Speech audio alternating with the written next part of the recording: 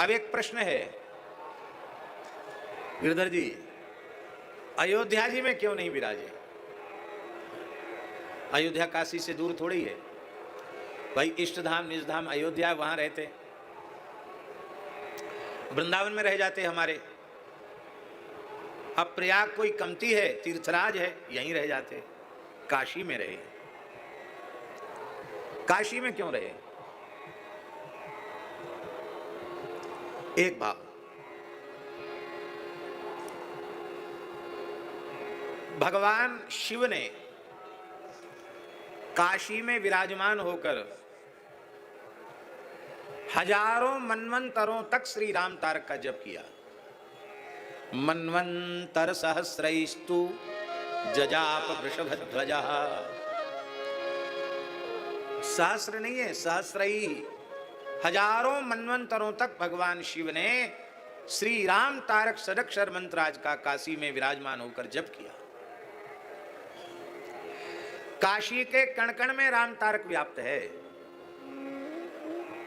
भगवान श्री राम प्रकट हुए, बोले वर मांगो। बोले आप ऐसा करो, सब जीव आपसे विमुख होकर के संसार के चक्र में भटक रहे हैं, आप सबको प्राप्त हो जाएगी। अरे बोले बाबा ऐसा मत करो, सब खेल बिगड़ जाएगा हमारा, मुक्ति लाभ नहीं ले रहे हैं। तब भगवान ने कहा काशी में आकर जो दो त्याग करेंगे उनका स्थूल, कारण और सूक्ष्म ये तीनों देह नष्ट हो जाएंगे और वे मोक्ष को प्राप्त करेंगे। जिस प्रकार का मोक्ष चाहे उस प्रकार का, कैवल्य चाहे तो कैवल्य मिलेगा, सारूप्य सालोक्य सामीप्य सारिष्टि सायुज्य चाहेंगे तो वह भी मिलेगा, जो मोक्ष चाहोगे वो मिलेगा। आप अब काशी में ही विराजें, क्योंकि काशी आपने भजन करके सिद्ध कर दिया है काशीपुरी को। बोले हम एक शर्त पे रह सकते हैं काशी में, क्या? आप प्रतिज्ञा करो कि मैं काशी छोड़कर कभी नहीं जाऊंगा, मैं काशी में निरंतर निवास करूंगा। काशी के कण-कण में रघुनाथ जी विराजमान है, ये हरिहरात्मक पुरी है।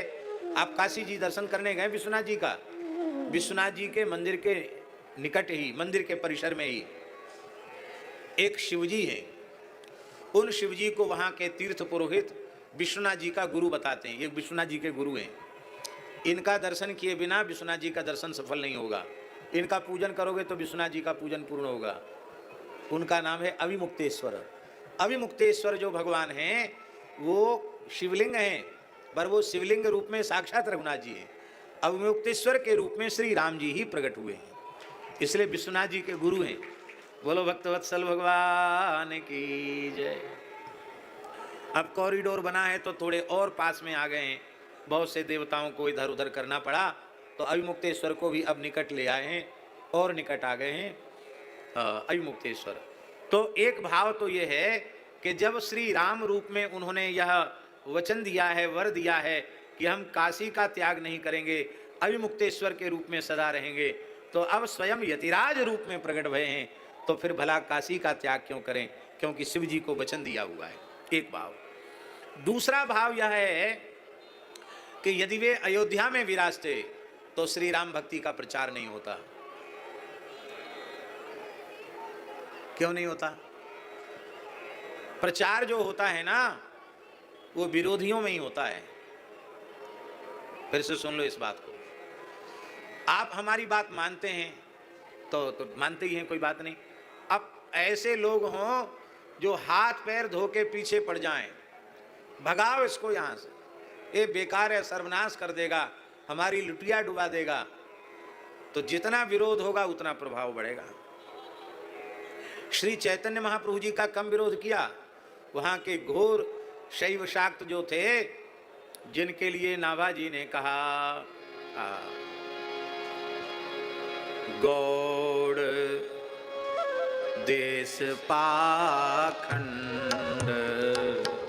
में टिकियो भजन परायण, गौड़ देश पाखंड में टिकियो भजन परायण, करुणा सिंधु कृत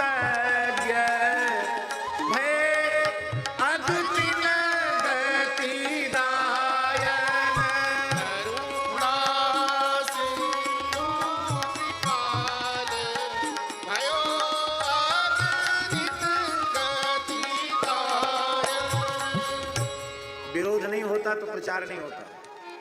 सन्यास भी क्यों लिया? महाप्रभु जी की जो महाप्रकाश लीला है उसमें पूर्ण ऐश्वर्य का प्रकाश महाप्रभु जी ने किया, और वो भी जरूरी था, आवश्यक था। और अब जब साक्षात श्री कृष्ण हैं तो उसी भाव से भक्त वृंद उनकी सेवा करते हैं, अस्याम करते हैं, लाड़ लड़ाते हैं, तो लोग विरोध करने लगे कि देखो क्या मौज है, क्या इतर फुले लगाया जाता है, कितने लोग सेवा में लगे रहते हैं, क्या बढ़िया माल खाते हैं कीर्तन के नाम पर। तरह तरह की बातें होने लगी। महाप्रभु जी ने अपने घुंघराले केसों को मुड़वा दिया और आपने सन्यास लेकर के सब दुष्टों का हृदय परिवर्तित कर दिया। जो निंदक थे वो छाती फाड़ फाड़ करके रोने लगे। विरोधी न होते तो यह प्रचार न होता। तुलसीदास जी महाराज अयोध्या में होते तो श्री रामचरितमानस का प्रचार समग्र भारत में नहीं होता। जितना विरोध काशी में हुआ उतना अधिक रामचरितमानस का प्रचार हुआ। ठीक यही बात थी। श्री रामानंदाचार्य भगवान जिस समय विराजे हैं काशी में, उस समय भोले बाबा तो परम वैष्णव हैं, पर उनकी नगरी में वैष्णवता का दर्शन नहीं था। उनकी नगरी में वैष्णव विरोधी लोग थे। कब से थे जानते हो पिताजी? कृष्णावतार के काल में भी वैष्णव विरोधी थे। अब सोचो, मिथ्या वासुदेव पौंड्रक, उस पौंड्रक से मित्रता थी काशी के राजा की। वो उस पाखंडी को भगवान मानते थे, भगवान को भगवान नहीं मानते थे। अब सोचो। श्री बेनाड़ा कल्याण जी महाराज की जय।